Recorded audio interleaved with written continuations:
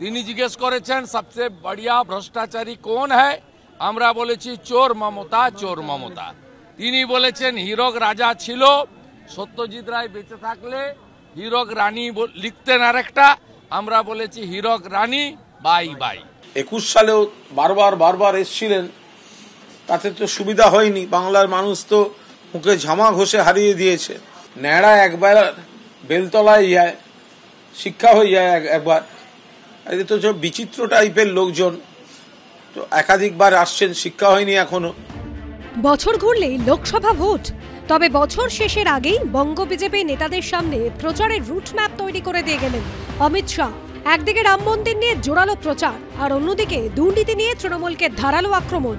সূত্রের দাবি এই জোড়া ফলায় ভর করেই গেরুয়া শিবির ময়দানে নামতে চলেছে, আর এই কাজে তাদের অন্যতম হাতিয়ার হতে চলেছে সোশ্যাল মিডিয়া। লোকসভা ভোটের মুখে 22শে জানুয়ারি অযোধ্যায় রাম মন্দিরের উদ্বোধন হবে।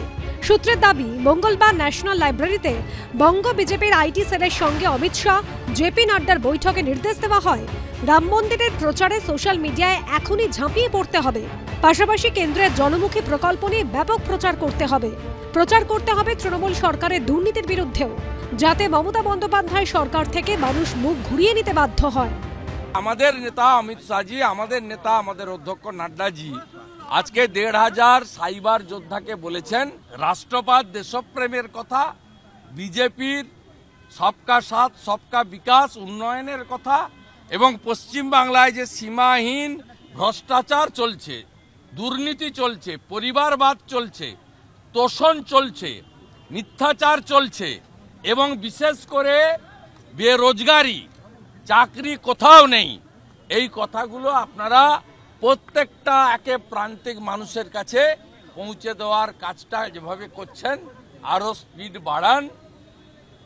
নিশ্চিতভাবে আগামী দিনে আপনাদের স্বপ্ন পূরণ। আজকে 10 বছরের মাথায় এসে প্রথম অমিত শাহকে কেন বাংলায় সোশ্যাল মিডিয়া কর্মীদের সাথে বসতে হলো এতদিন পর? কারণ তারা বুঝতে পারছেন তাদের বিভেদকামী সাম্প্রদায়িক রাজনীতির বিরুদ্ধে দাঁড়িয়ে তৃণমূল কংগ্রেসের উন্নয়নমুখী আর ভালোবাসার যে রাজনীতি, সম্প্রীতির যে রাজনীতি, সেটা কিন্তু গুনে গুনে তাদেরকে 10 গোল দিচ্ছে। ফলে স্বাভাবিকভাবেই আজকে তৃণমূল আইটি সেলকে তারা ভয় পেয়েছেন। বিজেপি সূত্র দাবি রাজ্যের মানুষ যাতে মোদী এবং অমিত শাহের ইউটিউব চ্যানেল আরও বেশি করে সাবস্ক্রাইব করেন, সেই বিষয়ে প্রচারের নির্দেশ দেওয়া হয়েছে এদিনের বৈঠকে। বিভিন্ন হোয়াটসঅ্যাপ গ্রুপ, ফেসবুক পেজ খুলে কেন্দ্র সরকারের প্রচার এবং নমো অ্যাপ ডাউনলোড এবং তা নিয়ে প্রচার চালাতে বলা হয়েছে। তৃণমূল এবং বিজেপির মধ্যে সোশ্যাল মিডিয়ার যুদ্ধ অবশ্য ইতিমধ্যেই শুরু হয়ে গেছে।